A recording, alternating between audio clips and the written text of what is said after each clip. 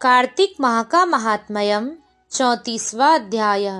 ऋषियों ने पूछा कि हे प्रभु, पीपल वृक्ष की पूजा केवल शनिवार को ही क्यों होती है और बाकी दिन क्यों नहीं की जाती?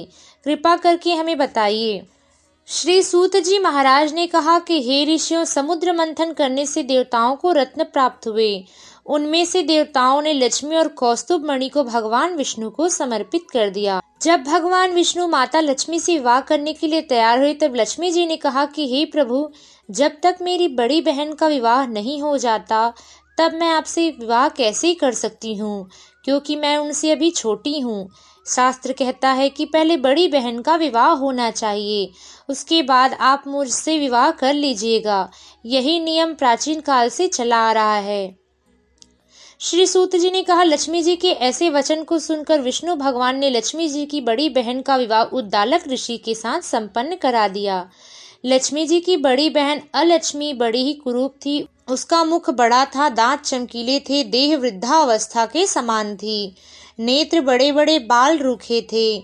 भगवान विष्णु द्वारा आग्रह किए जाने पर उद्दालक ऋषि ने उसके साथ विवाह कर लिया। जब उद्दालक ऋषि अलक्ष्मी को लेकर अपने आश्रम में पहुंचे तो वहां वेद ध्वनि सुनते हुए अलक्ष्मी ने कहा कि हे प्रभु, मैं इस आश्रम में प्रवेश नहीं कर सकती। वेदों की ध्वनि को गूंजते हुए और हवन के धुएं से सुगंधित यह आश्रम बहुत ही सुंदर है, मैं यहाँ निवास नहीं कर सकती। अलक्ष्मी बहुत ही दुखी हुई। तब महर्षि उद्दालक ने कहा कि तुम यहाँ क्यों निवास नहीं कर सकती? क्या यह स्थान तुम्हारे रहने योग्य नहीं है? और ऐसा क्यों है? तुम्हारे रहने योग्य ऐसा कौन सा स्थान है, वह भी मुझे बताओ। अलक्ष्मी बोली कि जिस स्थान पर वेद की ध्वनि होती है, अतिथियों का सत्कार होता है, यज्ञ होते हैं, ऐसे स्थान पर मैं निवास नहीं कर सकती।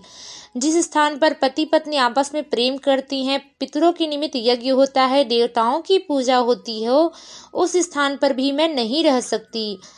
परंतु उस स्थान पर मैं अवश्य निवास करती हूँ जिस स्थान पर वेदों की ध्वनि न गूंजती हो, अतिथियों का सत्कार न होता हो, यज्ञ न होती हो, घर में क्लेश होता हो, पति पत्नी में क्लेश होता हो, पूज्य वृद्धों और सत्पुरुषों का अनादर होता हो, जहाँ दुराचारी, चोर, पर स्त्रीगामी मनुष्य निवास करती हो, जिस स्थान पर गायों की हत्या होती हो, मद्यपान होता हो, ब्रह्म हत्या होती हो, ऐसे स्थानों पर मैं प्रसन्नता पूर्वक निवास करती हूँ। श्री सूत जी महाराज बोले कि अलक्ष्मी के मुख से इस प्रकार के वचन सुनकर उद्दालक ऋषि का मन दुखी हो गया। वह इस बात को सुनकर मौन हो गए। थोड़ी देर बाद उद्दालक ऋषि बोले कि हे अलक्ष्मी, मैं तुम्हारे लिए ऐसा स्थान ढूंढ लूंगा। जब तक मैं तुम्हारे लिए ऐसा स्थान ढूंढ न लूं, तुम चुपचाप पीपल के वृक्ष के नीचे बैठी रहना।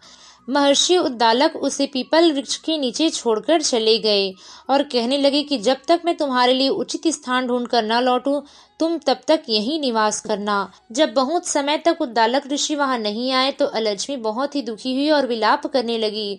उसकी आवाज को सुनकर माता लक्ष्मी, जो वैकुंठ में निवास कर रही थी, बहुत ही दुखी हुई। भगवान विष्णु से प्रार्थना करने लगी कि हे प्रभु, मेरी बड़ी बहन का पति उसे त्याग कर चला गया है, जिसके कारण मेरी बहन बहुत ही दुखी है। मैं अगर आपकी प्रिय हूँ तो हे प्रभु, आप मेरे साथ मेरी बहन को आश्वासन देने के लिए साथ चले।